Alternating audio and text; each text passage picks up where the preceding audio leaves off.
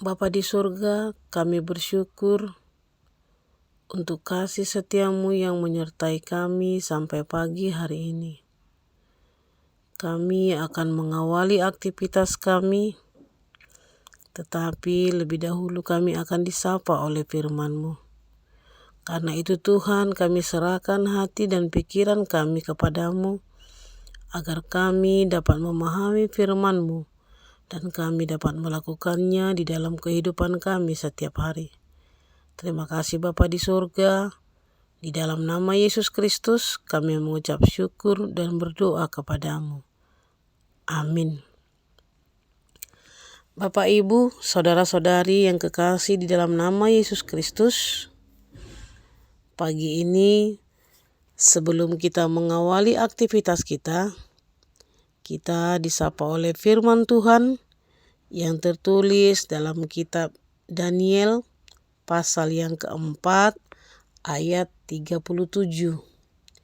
Daniel 4 ayat 37, beginilah firman Tuhan. Jadi sekarang aku, Nebukadnezar, memuji, meninggikan, dan memuliakan Raja Surga, yang segala perbuatannya adalah benar dan jalan-jalannya adalah adil, dan yang sanggup merendahkan mereka yang berlaku congkak. Demikian firman Tuhan. Bapak, Ibu, saudara-saudara, Babel merupakan sebuah kerajaan yang kemasyhurannya terdengar sampai ke ujung bumi. Suatu kali, ketika Nebukadnezar sedang melihat-lihat betapa masyhur dan hebat kerajaannya itu, Nebukadnezar berpikir bahwa karena dirinya lah semua kemuliaan itu datang. Inilah awal kejatuhannya. Tuhan tidak berkenan dengan perenungan hatinya, sehingga Tuhan mengambil akal budi yang dia miliki. Sampai-sampai ia berlaku tidak seperti manusia lagi dan terhalau dari antara manusia. Apa yang dialami Nebukadnezar memberikan sebuah pembelajaran bagi kita. Ketika keajaiban dan mujizat Tuhan dinyatakan, ketika pencapaian demi pencapaian kita dapatkan, ketika Tuhan bawa kita kepada kemuliaan yang lebih besar dari sebelumnya, kita sering terkena penyakit hati yang disebut kesombongan. Suatu pikiran yang mengatakan semua adalah karena kehebatan kita. Atau ketika kita membanggakan pencapaian yang sudah kita dapatkan, kita perlu menyadari bahwa Tuhan bisa begitu saja dengan mudah mengambil kembali apa yang telah diberikannya kepada kita. Tapi kabar baiknya sama seperti yang Tuhan perbuat kepada Nebukadnezar. Ketika ada pertobatan dan perubahan, Tuhan pasti akan memulihkan. Ketika Nebukadnezar menyadari kesalahannya dan mengakui bahwa semuanya berasal dari Tuhan, oleh Tuhan dan bagi Tuhan, maka Tuhan pun berkenan memulihkannya, mengembalikan kemuliaannya bahkan lebih dari sebelumnya.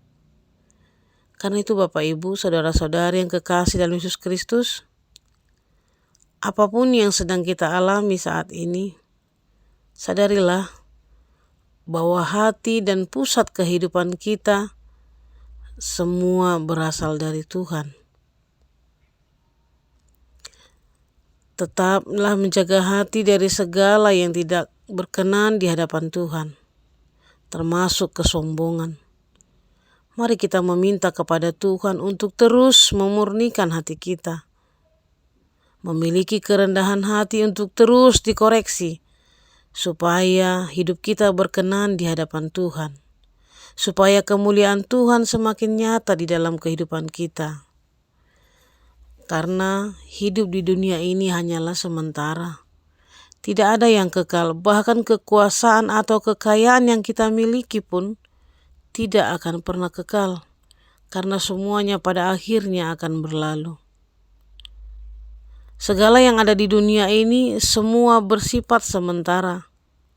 Sama seperti Nebukadnezar tadi, apa yang dia miliki, yang dia rasa seolah tidak ada tandingannya, seturut dengan tolak ukur dunia, pada akhirnya musnah. Seolah-olah segala yang dia terima di dunia ini adalah dari kekuasaannya. Tetapi Allah berkuasa menetapkan apapun yang dikehendakinya. Karena itu Bapak Ibu Saudara-saudari yang kekasih, marilah kita berjaga atas diri sendiri.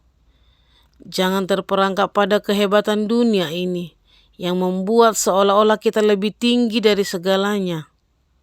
Kemuliaan dunia seperti harta dan kekayaan membuat kita terbuai akan nikmatnya dunia, hingga Allah yang membawa kekekalan, Allah yang membawa kebahagiaan sejati pun menjadi terlupakan.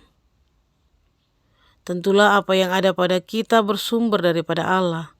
Karunia-karunia yang kita miliki saat ini haruslah kita imani dan akui bahwa itu bersumber dari Allah. Karunia itu tentu harus untuk kemuliaan Tuhan. Dengan kesaksian bahwa apapun yang ada di dunia ini, apapun yang kita kerjakan di dunia ini, siapapun yang melakukan kehendaknya, itu tidak mampu menghalangi kehendak Allah. Karena itu tetaplah bersyukur kepada Tuhan. Sebab semua yang kita miliki, semua keberhasilan yang kita dapatkan, itu bersumber dari Allah. Amin. Kita kembali berdoa. Bapa di surga, terima kasih Tuhan untuk setiap apa yang kami miliki di dunia ini. Biarlah Tuhan kami semakin memuliakan Engkau melalui segala sesuatu yang kami miliki. Ajari kami untuk selalu bersyukur Tuhan. Jangan biarkan kami menjadi sombong. Jangan biarkan kami menjadi tinggi hati akan apa yang kami miliki. Tapi bantulah kami dan ajarilah kami untuk selalu bersyukur atas setiap berkat-berkat yang Kau berikan bagi kami. Terima kasih Bapa di surga. Kami persembahkan hidup kami hanya ke dalam tangan pengasihan-Mu. Di dalam nama Yesus Kristus kami mengucap syukur dan berdoa kepadamu. Amin.